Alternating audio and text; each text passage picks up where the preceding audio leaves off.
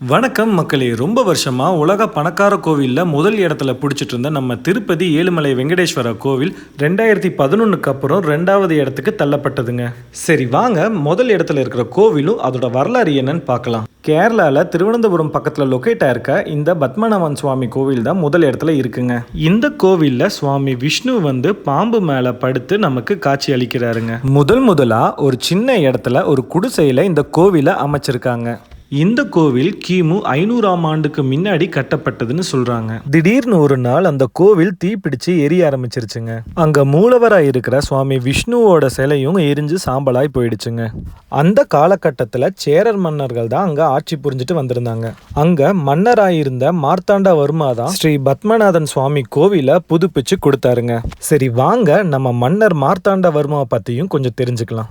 1709 இருந்து 1758 வரைக்கும் இவர் திருவாங்கூர்னு ஒரு கிங்டமையும் உருவாக்குனாரு. அதாவது ஒரு பெரிய சாம்ராஜ்யத்தையே உருவாக்குனாருங்க. அந்த படைகள் எல்லாம் சேர்த்து சின்ன சின்ன நாடுகளுக்கெல்லாம் போய் போர் செஞ்சு அதை ஜெயிச்சிட்டும் வந்தாருங்க. பிரிட்டிஷ் நாடு நம் நாட்டை அடிமைப்படுத்துறதுக்கு முன்னாடி டச் வீரர்கள் நம்ம நாட்டை போர் தொடுத்து வந்தாங்க. மன்னர் மார்த்தாண்டவர்மா தன் படைகளோட சேர்ந்து போரிட்டு வெற்றி அடைஞ்சாங்க. ஒவ்வொரு வெற்றிக்கு பின்னாடி ஏகப்பட்ட தங்கங்கள், நாணயங்கள், ஆபரணங்கள், பொற்காசுகள்னு குவிய தொடங்குது. டச் நாட்டு போர் தளபதி மன்னரோட போர் படையில சேர்த்திக்கிறாங்க. அவர்கிட்ட இருந்து நவீன போர் சண்டை பயிற்சியா கத்துக்கிறாங்க. அந்த போர் தந்திரங்களை வச்சு மேலும் நிறைய போர்கள்ல வெற்றி அடைஞ்சாங்க. சரி வாங்க பத்மநாதன் சுவாமி கோவில் எப்படி உருவாச்சுன்னு பார்க்கலாம்.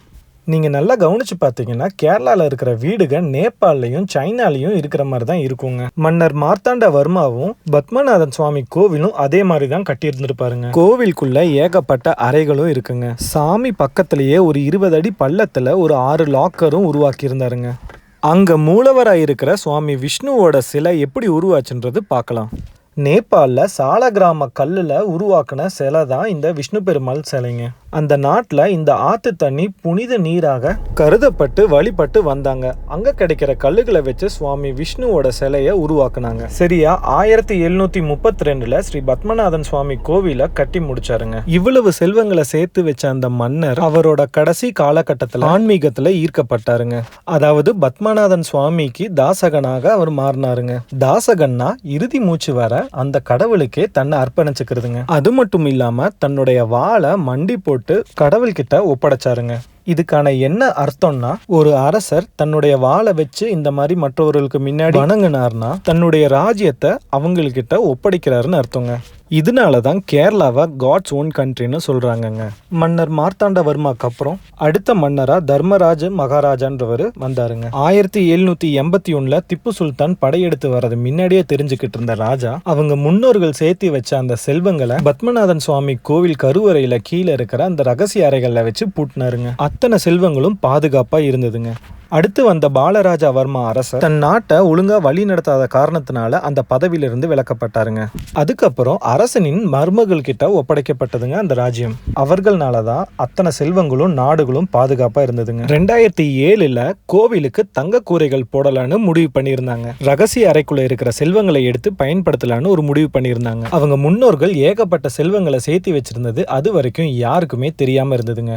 கோவிலோட சொத்து அரசர்களுக்கு சொந்தம் இல்ல, அது அரசாங்க தான் சொந்தம்னு ஒருத்தர் வழக்கு தொடர்ந்தாருங்க. பல வழக்குகளை தாண்டி அரசர் குடும்பமே அந்த கோவிலை வழி நடத்தலாம்னு சொல்லி ஒரு தீர்ப்பு வந்ததுங்க. ஆனா அந்த கோவிலுக்குள்ள இருக்கிற ரகசிய அறைகள் பொதுமக்கள் முன்னாடியும் நீதிபதிகளுக்கு முன்னாடியும் தான் திறக்கப்படணும்னு ஒரு கட்டளையும் இட்டாருங்க.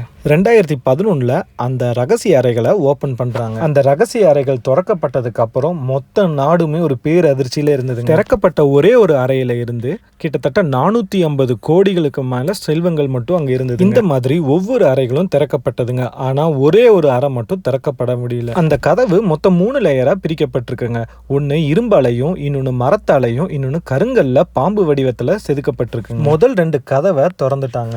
3வது இருக்கிற கதவை திறக்க முடியல. அது ஃபுல்லா கருங்கல்லால செய்யப்பட்டதுங்க. அது திறக்கப்படுறதுக்கு சாவிகள் இல்ல மற்ற பிடிகள்னு எதுவுமே இல்லைங்க. அந்த அறைக்குள்ள என்ன மர்மங்கள் இருக்குன்னு யாருக்கும் தெரியாதுங்க. ஆனா ஒவ்வொரு கட்டுக்கதைகளா அதை பத்தி சொல்றாங்க. நீங்க பத்மநாதன் சுவாமி கோவிலுக்கு போயிருக்கீங்களா? அப்புறம் நான் போடுற வீடியோ பிடிச்சா மறக்காம சப்ஸ்கிரைப் பண்ணி பாருங்க. Thanks for your love and support.